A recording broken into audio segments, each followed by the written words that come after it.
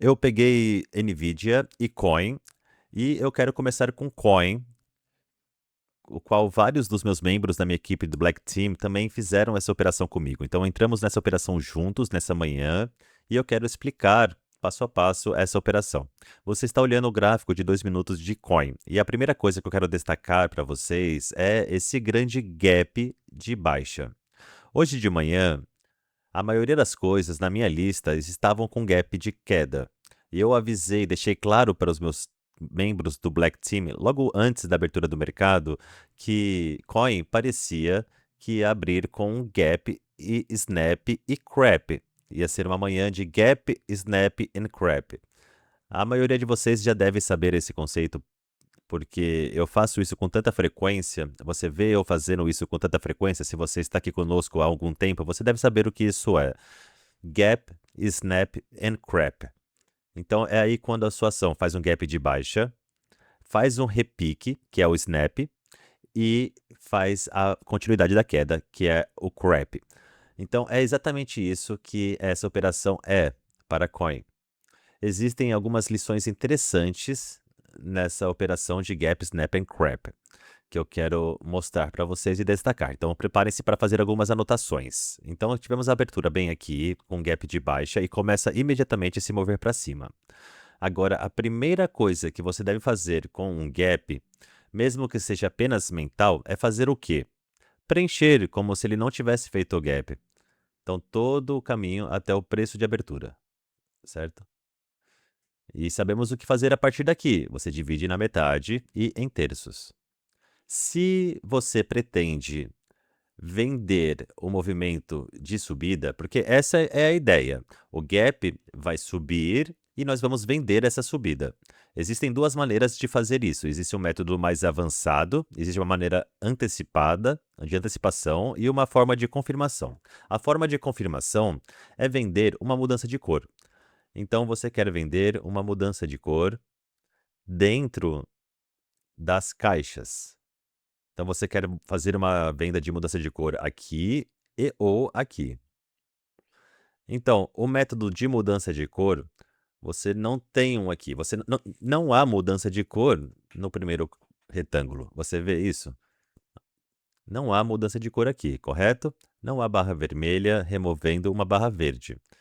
Mas você tem uma mudança de cor que aparece na caixa seguinte, no retângulo seguinte, e a sua entrada está bem aqui, abaixo do verde. Essa é a sua entrada de mudança de cor. Você pode optar pelo stop de evento ou pelo stop de perda máxima. É sua escolha. Então, esse é o método de mudança de cor confirmado para essa estratégia. Eu vou abordar o método de antecipação em seguida, mas agora vamos ficar com o método de mudança de cor. O stop pode ser o evento, se você pode mantê-lo apertado, e o resto é história. Bum! E aqui tem o seu movimento. Essa operação me rendeu $8.400, mas eu usei o método de entrada antecipatória, o que eu quero explicar para vocês agora. Certo? Mas o método de mudança de cor é simples, é direto, é básico, mas é muito poderoso. Portanto, estou lhe dizendo que você não precisa usar o método de entrada mais avançado de entrada antecipatória, mas para alguns de vocês será o seu futuro. Então, eu gosto de explicar. Eu gosto de explicar de qualquer forma, embora sabendo que a maioria de vocês deve estar usando o método de mudança de cor. Então, vamos agora analisar o método antecipatório, que foi o que eu utilizei aqui. Eu começo a jogar ordens de venda acima do mercado. Então, assim que isso começa a se mover para cima, assim que a barra verde, certo? Começa a se mover para cima, minhas ordens serão colocadas com antecedência, geralmente logo no primeiro nível. Então, eu não sei como a ação vai chegar nos meus pedidos de venda aqui em cima. Você entende?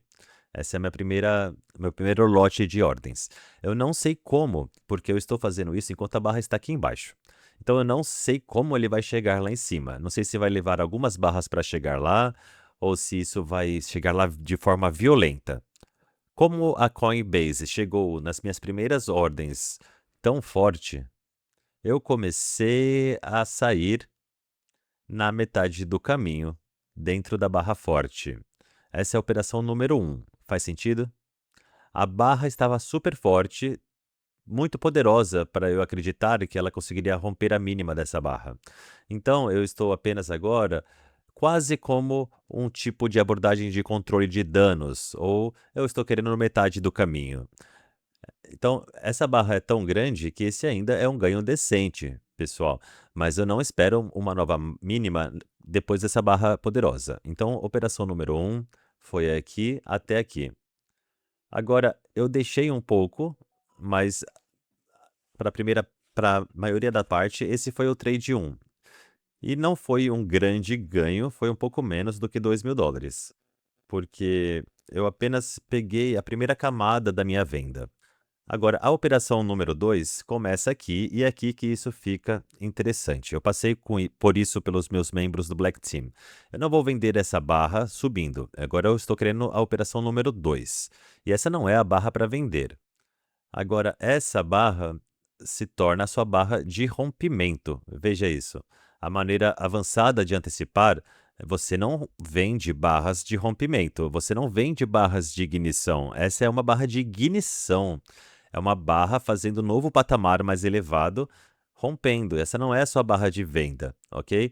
Você pode vender as próxima barra que sobe. Agora lembre-se, pessoal, estamos partindo do princípio que você está dentro da sua faixa de preço, certo? Do range, dos terços. Então eu preciso estar dentro dessas caixas. Então essa barra é aceitável para ser vendida e essa barra também é aceitável para ser vendida.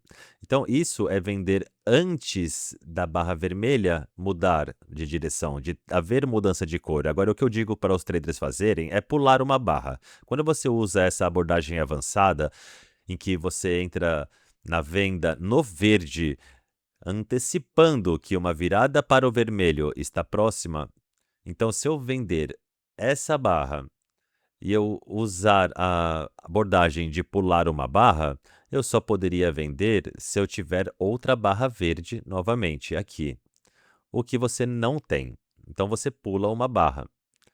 Portanto, nesse caso, nesse exemplo, você não tem uma barra, uma oportunidade de barras que pulou. Você não tem a oportunidade de entrar com seu segundo lote. Então agora você deve reverter para a mudança de cor para o seu segundo lote. Bum! E o resto é história. É uma coisa linda, pessoal. Agora, não foi isso que eu fiz, mas é a abordagem correta, certo? Eis o que eu fiz. Eu, eu não vendi essa barra. Eu não vendi essa aqui. Eu vendi essa terceira e eu vou dizer o porquê.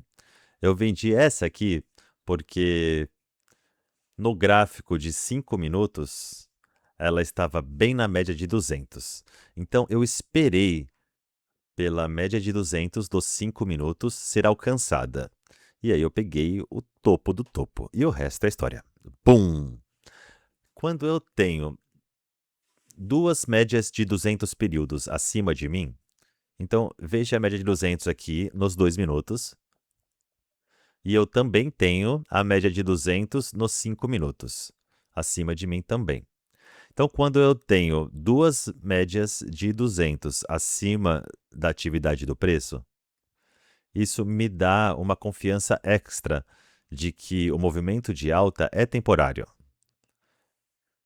A resistência dupla de duas médias de 200 é um elemento de pressão muito poderoso. Isso pressiona as ações para baixo.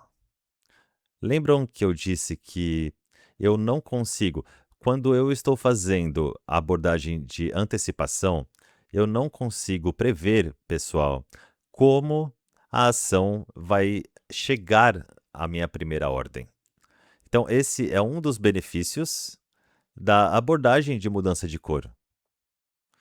Bem, isso ainda funciona para mim. Vender aqui e sair aqui ainda funcionou.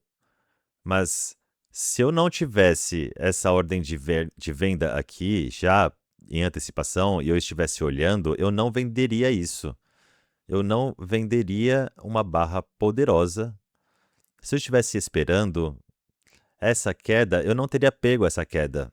Eu não teria feito essa operação, porque estatisticamente não é correto vender barras poderosas.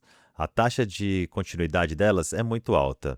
Essa funcionou, mas barras poderosas geralmente produzem mais da mesma cor. Então eu tive sorte com essa queda, porque na maioria das vezes vai vir mais verde depois de uma barra poderosa como essa. Mas, novamente, as minhas ordens estavam lá em cima antes do preço chegar lá. Então, eu não tinha ideia de como ela iria chegar lá.